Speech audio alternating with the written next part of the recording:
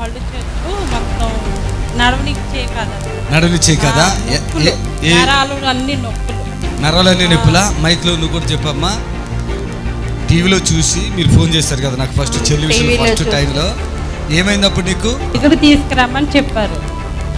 ఇప్పటికోది అప్పుడు వచ్చిన తర్వాత మీరు ప్రార్థన చేసిన తర్వాత ఎన్నాళ్ళు మట్టు ఆ బాధలు నీకు? అట్లా సంవత్సరం నుంచి. ఒక సంవత్సరం నుంచా? ఏంటి కీళ్ళ వాతం? అది కీళ్ళ వాతం నడవడానికి వచ్చేది కదా. హాస్పిటల్కి వెళ్ళావా?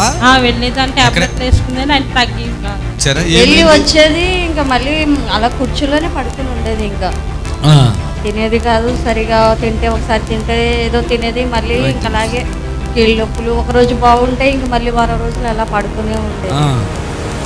నాకే భయం వేస్తుంది, చాలా భయం వేస్తుంది తను చూసి. నేను కొన్నాను ఎదురింటామన్నది. ఆమెకి ఏదో చేతపడి చేస్తుంటారు, ఆమె ఎక్కువ రోజులు బతకదు, వెళ్ళి చూపించవచ్చు కదమ్మా అనేసి నాకు అన్నది. ఎదురింటామే ఆమె డైలీ కిటికీలోంచి చూసేది. చాలా ఘోరంగా తనే చూసింది టీవీలో మిమ్మల్ని. ఎప్పుడు టీవీ కూడా చూడదు, అసలు పట్టించుకోదు.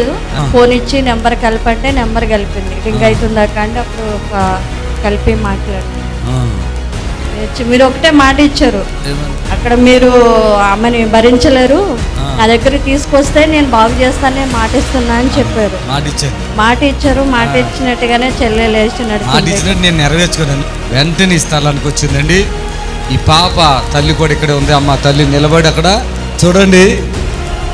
ఈ బిడ్డ ఎంతకాలం మీద ఇక్కడికి వచ్చి అప్పుడు ఇక్కడికి వచ్చి 2 years క్రితం సంగతి ఇది.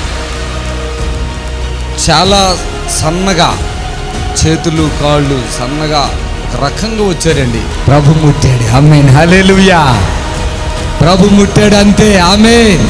చాలా మరి బాధతో అసలు చనిపోతానేమో అనేటువంటి భయంతో మరి ఈ స్థలానికి వచ్చారు. ఆ చేతులు కాళ్ళు నరాలు పట్టేయటం. మరి టాబ్లెట్లు వేసుకున్నప్పుడు మంచిగా ఉండేదా? టాబ్లెట్లు వేసుకున్నప్పుడు బాగుండేది. మళ్ళీ తర్వాత మామూలు అయిపోయింది. ఇప్పుడు వేసుకున్నావు టాబ్లెట్లు? మళ్ళీ ఏమైనా మందులు వాడావా? యేసయ్యే స్వస్థపరిచేసి. ఆమేన్, హల్లెలూయా. God bless. దేవుడు ఆమేన్.